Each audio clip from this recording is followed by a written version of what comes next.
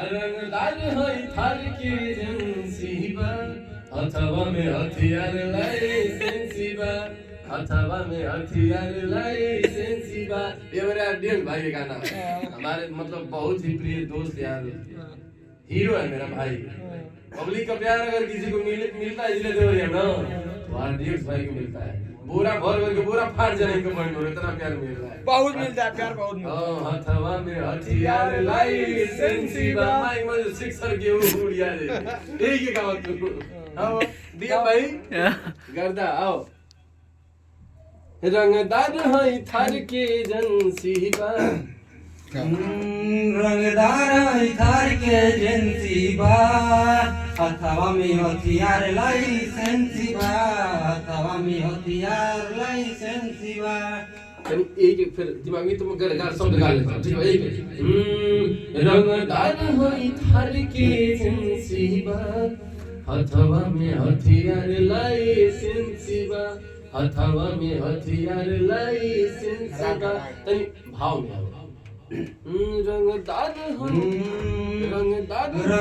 है थार के एजेंसीबा अथवा में हथियार लाइसेंसीबा अथवा में हथियार लाइसेंसीबा।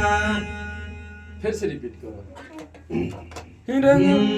रंगदार है थार के एजेंसीबा क्या बात है? अथवा में हथियार लाइसेंसीबा अथवा में हथियार लाइसेंसीबा। तनी भटकता ना सबसे पहला बार गा रहे हैं पहला। ठीक है, तो पहली बार स्टूडियो में और सोचिए करते करते कुछ चेंज होंगे, यही गाओ तो। देखिए आरडीएक्स भाई, रंगदार है थार के एजेंसीबा अथवा में हथियार लाइसेंसीबा अथवा में हथियार लाइसेंसीबा। चलो तू मजा आ जाए, एकदम एकदम एकदम चेंज भइल भाई पहले से बहुत बदला। भगवान बड़ी फुर्सत से तोहरा के बनौले बड़े। हेलो प्यार नहीं कोई पवित्र आनंद फील नहीं आ रहा है। अच्छा सबसे इनको दिखा दे कैमरा में फोकस किया गया था, प्यार नहीं है। हेलो थैंक यू पहले भैया।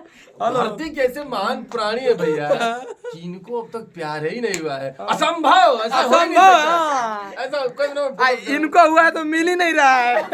हमारे डीएम है इनकी तरफ देखिए, गौर से दिखाई, गौर से देखिए इस इंसान को। मनीष यादव नाम है, तो हम लोग कमेंट करके बताइए इनकी प्यार नहीं भइल कहीं को पगलाई लो ऐसा। अरे दादा झूठ बोलेगी मुसीबत हो जाए। नहीं सही बात है, साबू सीधा बड़ा गारंटी तू हमारा भैया हमारे मौसी का खास मौसी की लड़का ठीक तो प्यार नहीं भइल। नहीं हाँ एक बात है, लाइव चल रहा है बच्चा, लाइव टेलीकास्ट हो रहा है। ठीक है लेकिन पता है, लेकिन ऐसे मतलब एक दिन के सीएम बने को तो किधर एक तो भाई गाने गाओ। भगवान हमके काहे ना ओढ़निया बनौले तोहार आ तोहरे छतिया से सटके सुनते धड़कन तोहार। इहो डीएम में कमाल था, इहो डीएम मनवा कोरे हमार। भगवान हमके काहे ना ओढ़निया बनौले तोहार। ये सब सुने की चाहिए, सुनबो ना तो मजा आए। ठीक बा, कितना ना गाओ यही गाओ। भगवान हमके तुहार ओढ़निया कहीं ना बनौले बड़े। इतना ही बोली हो। हाँ होता है कौन सा होता है ध्यान से करते होगा। जैसे कि पहले हमने कौवा लिखी थी तो कवर में लिखाओ, एक बार गोली, एक बार डंडा, एक बार खाऊ, एक बार हाउ, 1 2 3 4 बार में कौवा लिखाओ। अब तो एक बार पेन उठाओ थी तो पूरा कहाँ लिखो पता नहीं चले, मैं लव लेटर लिखा जाए।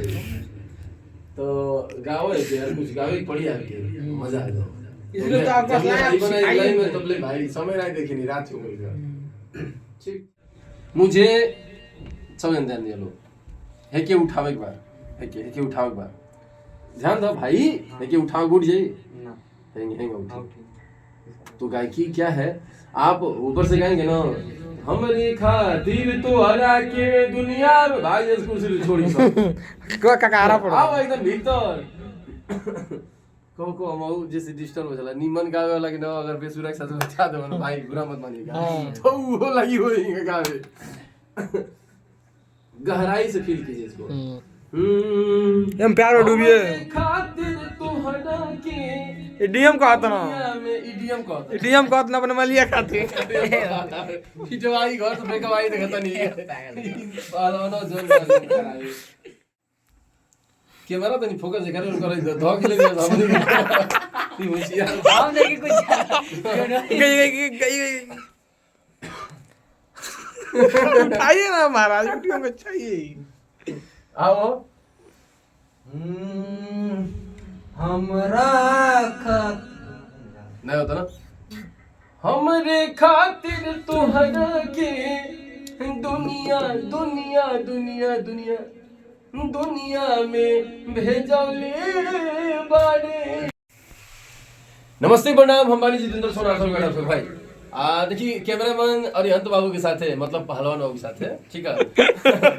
तो हमने के आज स्टूडियो बनी के, और भाई हमारा क्या नाम है, मनीष यादव जी आए हुए हैं, बहुत ही अच्छे, मतलब बहुत ही अच्छे इंसान, बहुत गुड, मतलब बोले एकदम गुड, ठीक है। पहली बार आए स्टूडियो में और पहली बार इनको गाने का बता रहे कैसे गाया जाता है, कुछ सीखेंगे कुछ सिखाएंगे, ओके। और भाई देखो भाई हमारा भाई के नाम बताओ।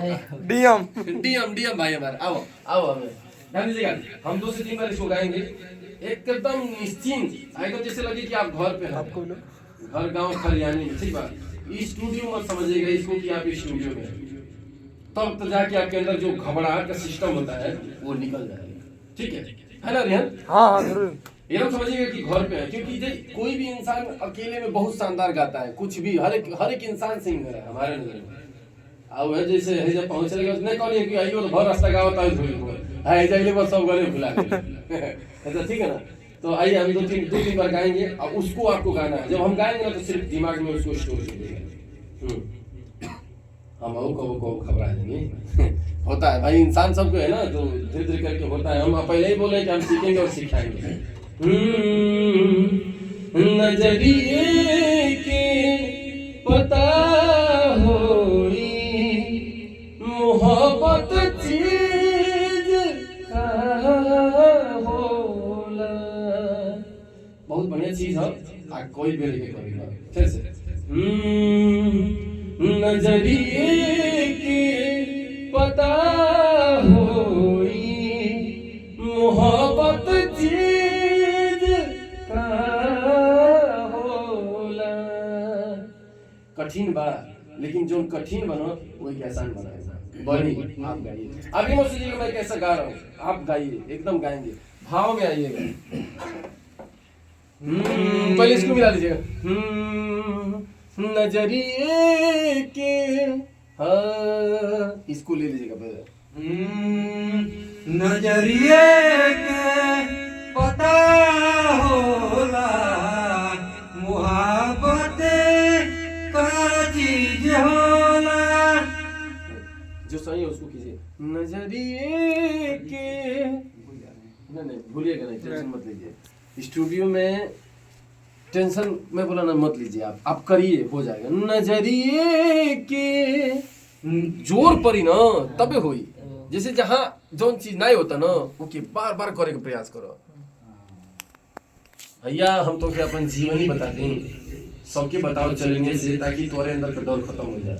लाइफ में अरिहंत पहला बार हम स्टूडियो गावे गइल नहीं, स्टूडियो के नाम ले लेता नहीं यार, सबके लिए हम थोड़ी बार की बन गेले बातें करबो न नवे भुला जाए, हम नाम ले लेता। देवरिया में स्टूडियो रहे राज वर्मा जी के, सुनत हो वीडियो देखत हो बाना ऐसे में गुरु जी, तो भाई कुछ भी हो आप गुरु थे, भले पैसा लगे गवाए थे भाई, क्यों पैसा ले मेहनत करी, तो हम होमे के थोड़ी है। आओ का हो कर भाई बन के लिए बात करो नवे भुला जाए, हम लोग ना है। देखो बाबू आज हम जो भी है आप लोग के आशीर्वाद से, पब्लिक के आशीर्वाद से, क्या भैया डी है ना। राज वर्मा जी क्या गाए थे पहली बार भैया, गनवे नहीं गा पाई, माइक पर गाई ना तो मतलब यार गा ही नहीं पाई, मतलब यार हम रो के खड़े नहीं, रियली बताता हूँ। यादव जी मनीष भाई रो के घर आई लानी घर रास्ता रोत आई लानी 6000 रुपया दिले रानी कहता ना 6000 रुपया दिले एक गाना के उस समय हाँ भैया 6000 मन बनाए रियल्टी राज वर्मा भाई जानत ना देखत रही 6000 अगर देखत हुए कबो कबो देखिएगा तो देखिए आपका बुराई नहीं कर रहा भाई मैंने तो समय की बात अलग थी 6000 रुपये दिए थे और नहीं गा पाए थे रोते हुए घर आए थे ठीक बा ऐसे संदीन देख लनी आज देखो हम गईबो करनी हमार सिखाओ कहीं कहता है स्टार ओहो खा कोई जाए तो बन गई दुनिया तो आप भी गाएंगे गाइए